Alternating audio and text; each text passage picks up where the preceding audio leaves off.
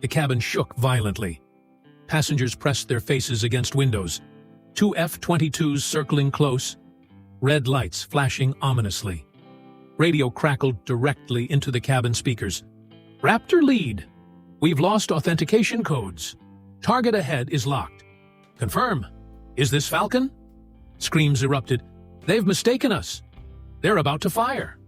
One passenger laughed dismissively. "Falcon? That's just an old legend." In seat 12, F, Clara removed her silver E-33 necklace, placing it on the plastic tray. Her voice, deep but decisive, echoed through the cabin microphone. "Falcon's Heir, online." Radio went silent, then exploded. Code confirmed completely. Abort strike.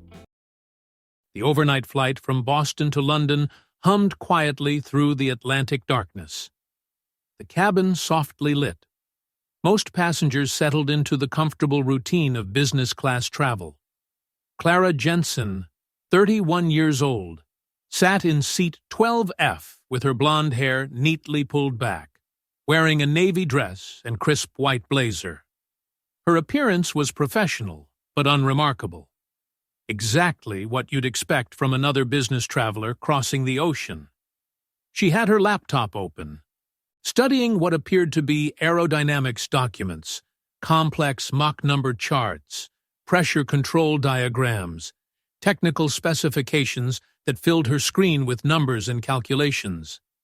Several nearby passengers noticed her work and exchanged amused glances. "Flying on a plane while pretending to be a NASA pilot," one whispered with obvious mockery.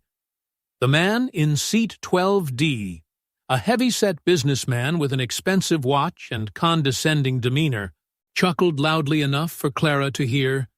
"Sitting in 12F, but acting like she's studying rocket science." Clara simply smiled quietly, adjusted her glasses, and continued typing notes in the margins of her technical documents. Her focus remained completely on her work, despite the growing attention from other passengers. When she reached into her bag to retrieve a pen, a silver necklace with an E-33 pendant caught the cabin light briefly. Most passengers paid no attention to this small detail, but an elderly man in seat 13C, who carried himself with the bearing of a military veteran, noticed immediately. The man in 12D leaned over with theatrical curiosity. Planning to become a pilot, or just playing dress-up? His comment drew chuckles from several other passengers who seemed to find entertainment in mocking the serious young woman. Clara remained silent, simply adjusting her blazer and returning her attention to the laptop screen, which continued displaying complex flight diagrams and technical specifications. A flight attendant approached diplomatically. "Ma'am, could you please switch to silent typing? Some passengers are trying to rest." The request was polite, but it prompted another round of snickering from the man in 12D and his supporters. Clara immediately closed her laptop without protest, folded her hands in her lap, and gazed quietly out the window. Her fingers occasionally touched the silver necklace at her throat, a gesture that seemed both protective and meaningful. The cabin settled into the typical atmosphere of a long-haul flight, some passengers sleeping, others watching movies, a few working on their own laptops. Clara had effectively become invisible again. Just another business traveler who had briefly provided entertainment for bored passengers. But the elderly veteran in 13C continued watching her with growing interest. There was something about her posture, the way she had handled the mockery without defensiveness, the technical precision of the documents she'd been studying. Most importantly, that glimpse of the E-33 pendant had triggered memories he thought he'd left behind decades ago. As the aircraft continued its eastward journey over the dark Atlantic, most passengers had forgotten about the woman in 12F and her pretend pilot materials. They had returned to their own concerns, unaware that they were sharing their flight with someone whose capabilities extended far beyond what any of them could imagine. The man in 12D settled back into his seat with satisfaction.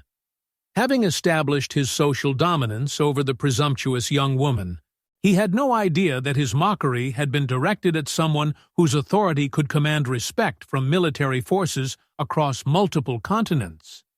Outside the aircraft windows, navigation lights of distant military aircraft blinked occasionally in the darkness. Routine patrols maintaining security over commercial air corridors. It seemed like just another peaceful crossing. But hidden in seat 12F was someone carrying credentials that could reshape any military situation in seconds. An hour into the flight, the aircraft began experiencing unusual turbulence that sent nervous ripples through the cabin. Passengers gripped their armrests as the plane shuddered more violently than normal Atlantic crossing conditions would typically cause. Fragmented radio transmissions began bleeding through the cabin's communication system. Raptor flight, data link lost. We need Falcon authentication codes. The mysterious chatter caused confused murmuring throughout the cabin. Most passengers had never heard military communications during a commercial flight, and the technical terminology was completely foreign to them. The man in 12D, ever ready with commentary, raised his voice mockingly. "Be careful, or our resident nerd in 12F might claim she knows what that means."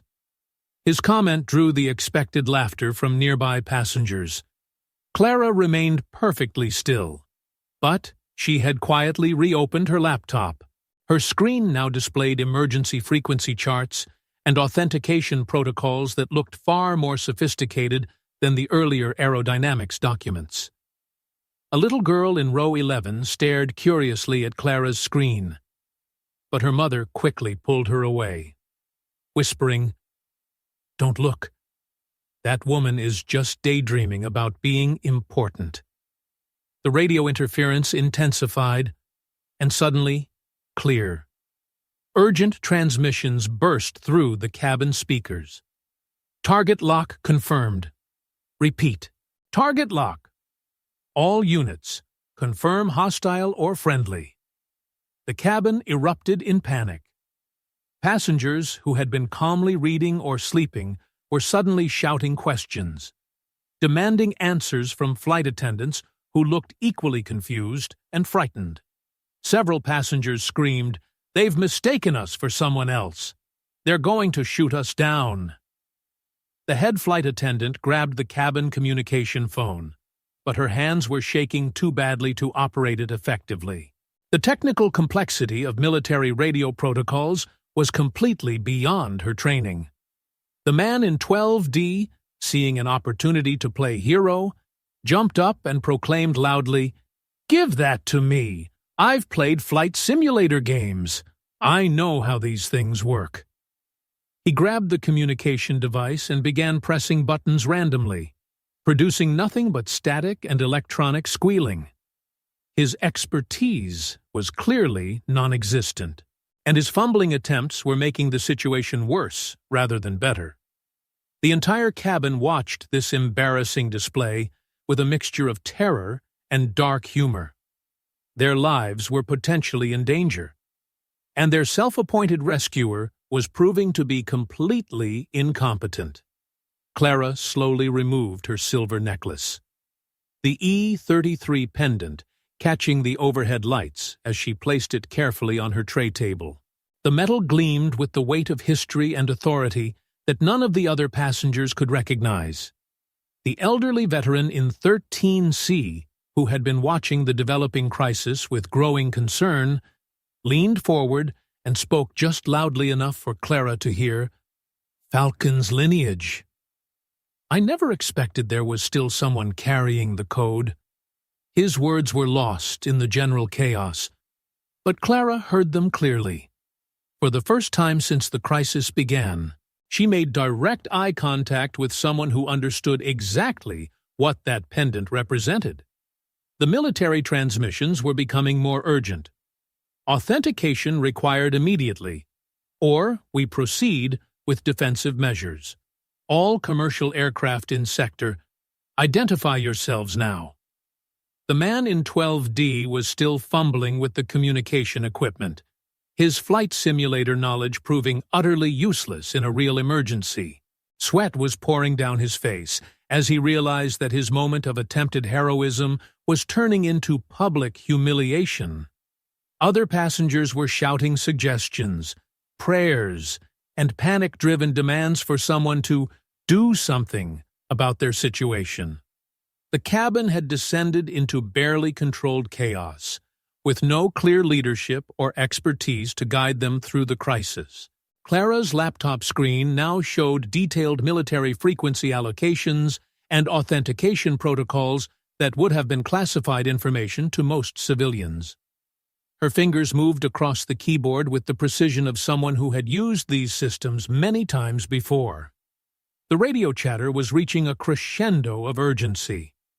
Final warning: all aircraft in Grid Section 7 Alpha.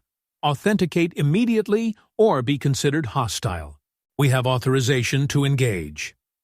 The implication was clear. Military pilots outside their aircraft were prepared to fire on what they perceived as a potential threat. The commercial airliner, filled with innocent passengers, was moments away from being attacked due to a catastrophic failure in identification protocols. Flight attendants were crying, passengers were praying, and the man in 12D had finally given up his futile attempts to operate equipment he didn't understand. The cabin had reached a state of helpless terror, but Clara remained calm, her training and experience allowing her to process the situation with clarity that panic would have destroyed. She had spent years preparing for exactly this type of emergency, though she had never expected it to occur while she was traveling as a civilian passenger.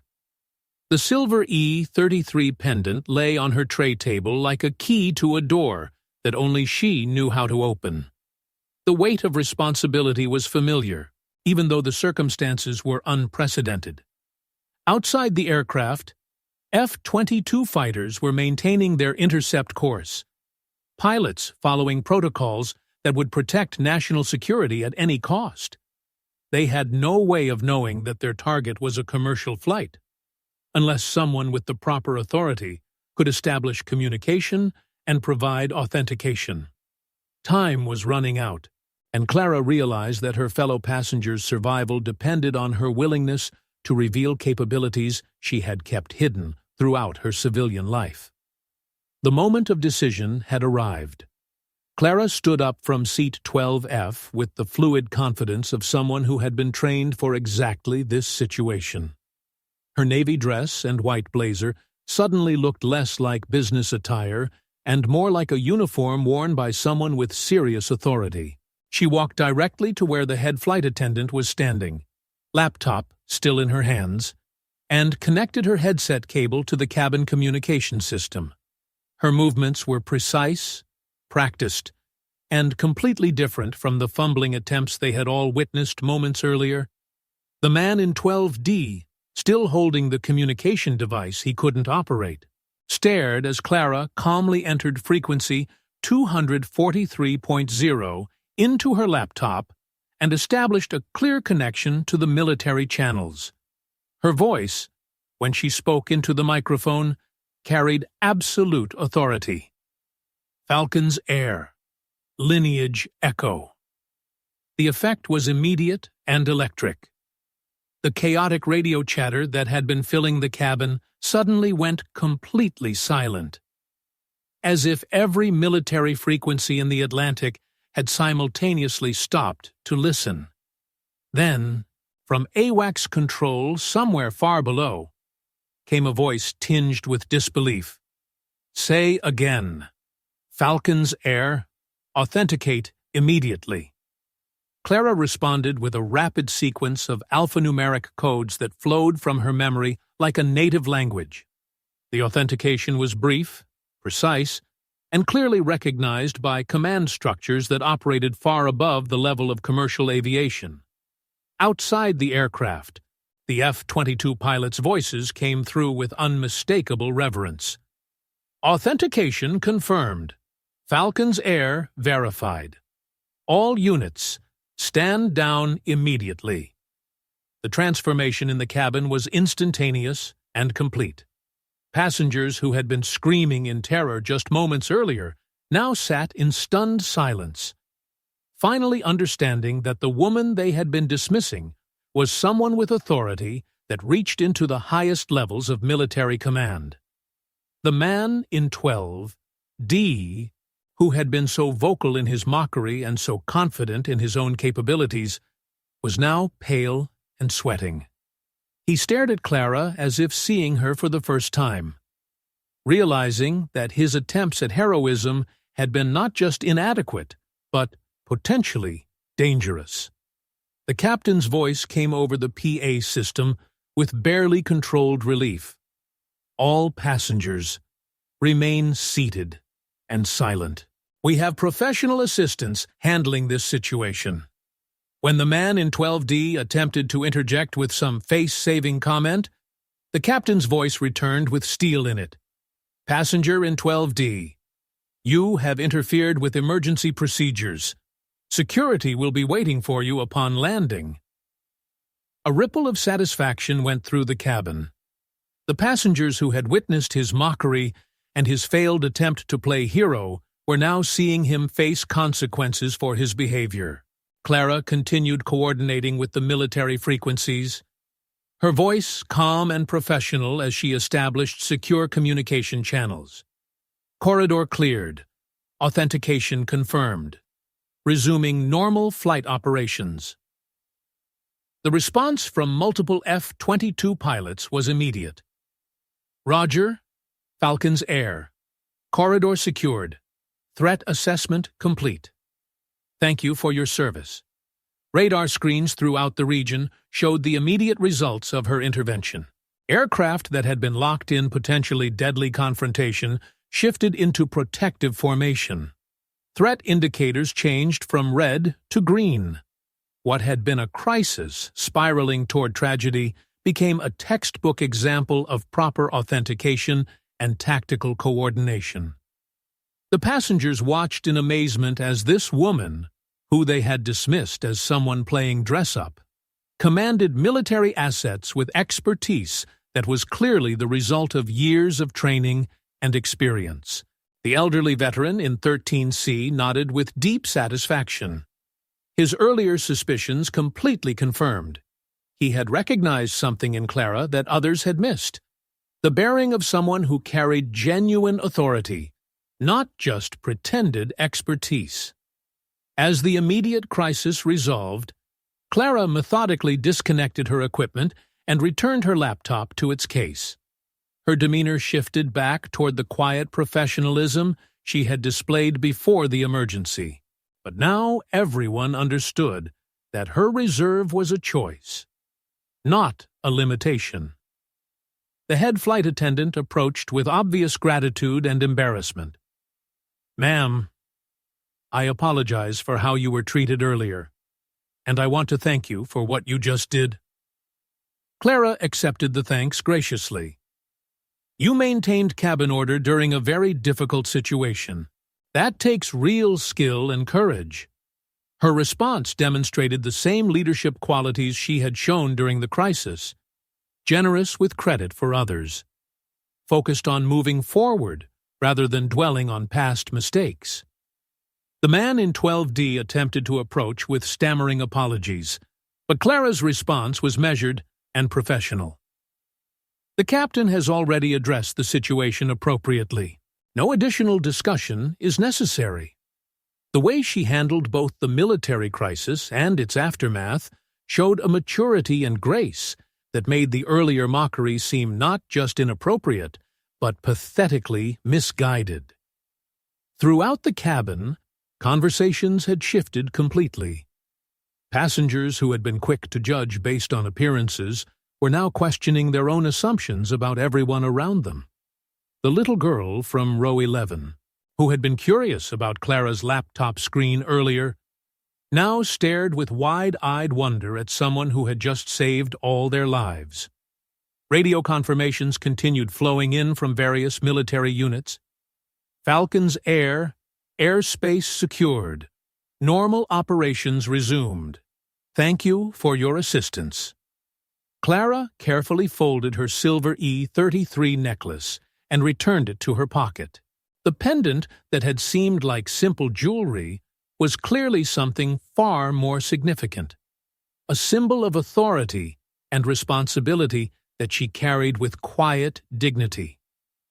As she returned to seat 12F, the cabin had become a completely different environment. The woman who had been subjected to mockery and dismissal an hour earlier had revealed herself to be someone whose capabilities commanded respect from military forces around the world. The aircraft continued its journey toward London, but the passengers aboard would never forget the night they learned that true authority often comes in unexpected packages, and that the most powerful people are sometimes the ones who seem the most ordinary. Outside the windows, F-22 escorts maintained protective distance, a visible reminder of the extraordinary capabilities of the quiet woman who had returned to her seat and reopened her laptop as if nothing unusual had happened.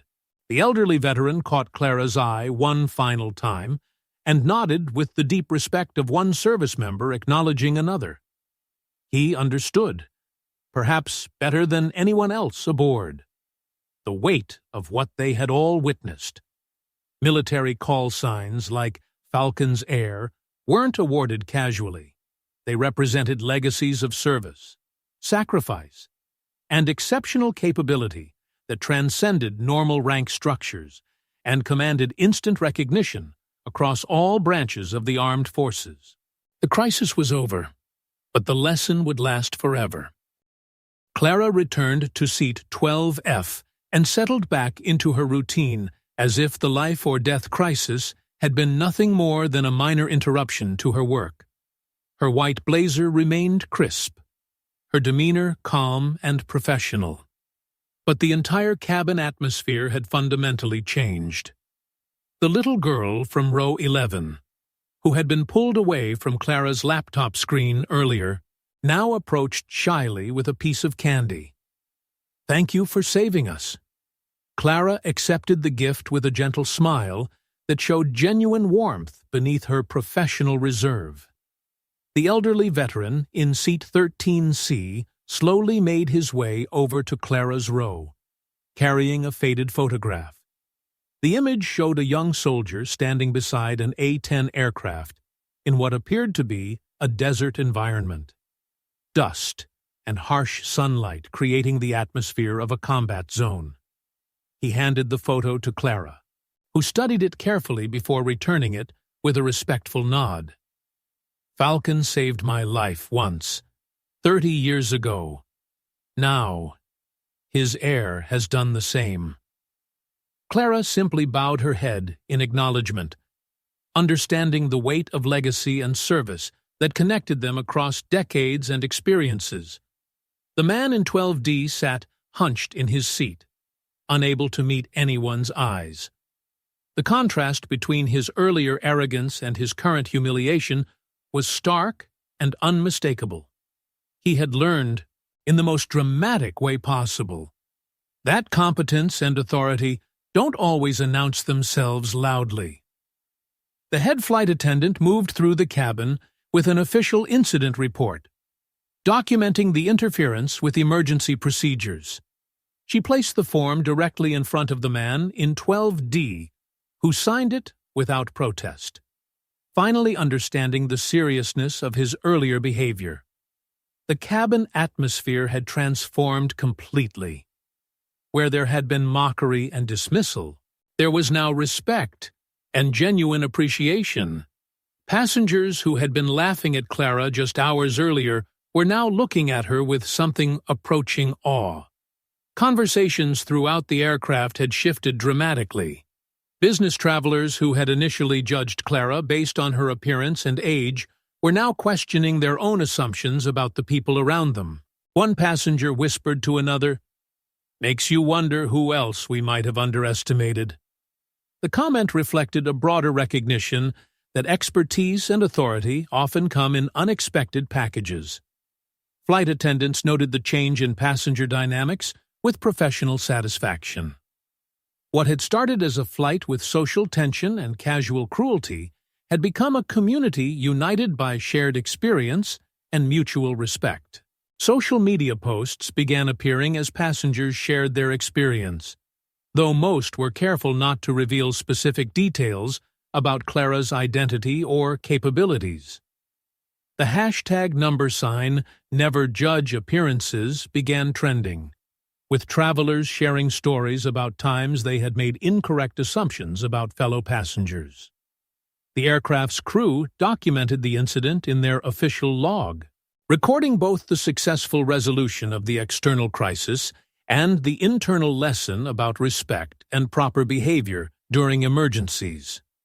As they approached London airspace, air traffic control provided priority clearance, and passengers could occasionally see military escorts maintaining protective distance, a subtle reminder of the extraordinary capabilities of the woman in seat 12F. Clara worked quietly on her laptop, the screen once again displaying the technical documents that had initially prompted mockery. But now, passengers who caught glimpses of her work understood that those weren't the fantasies of someone playing pretend. They were the professional materials of someone with genuine expertise. The flight that had begun with judgment and dismissal was ending with respect and humility, proving that sometimes the most important journeys happen not between destinations, but between assumptions and understanding. When the aircraft finally touched down in London, passengers deplaned with a fundamentally different perspective on the danger of making assumptions based on appearances, age, or first impressions. The next morning, British newspapers carried only brief mentions. Military exercise completed successfully over Atlantic. No further details. Available. The name Falcon's Heir disappeared from official records as quietly as it had appeared. The man from seat 12D faced security questioning at Heathrow Airport, was issued formal warnings about interference with emergency procedures, and departed in humiliated silence. The experience had taught him, in the most dramatic way possible, that competence doesn't always announce itself with fanfare. Early morning in London, the Royal Aeronautical Library opened its doors to researchers and aviation professionals. Clara sat at a large wooden table, still wearing her white blazer, the silver E-33 necklace visible in the soft library lighting. Before her lay historical technical documents, pages marked with faded stamps reading Falcon E-33. The materials were clearly vintage, suggesting a legacy that stretched back decades through military aviation history. A young aviation student approached hesitantly, recognizing something familiar about Clara from social media posts that had begun circulating. "Excuse me, are you Falcon's Heir?" Clara looked up with the same gentle smile she had shown throughout the flight. "I'm just passenger 12, F, nothing more." She returned to her work, adding a single line in pencil to the margin of a technical document. "Keep the corridor clean." The notation was brief, but it carried the weight of professional responsibility and ongoing commitment. The student watched for a moment longer, then returned to his own studies with a new understanding that expertise and authority often work quietly, without seeking recognition or dramatic revelation. Clara's story spread through aviation communities and military circles in coded language.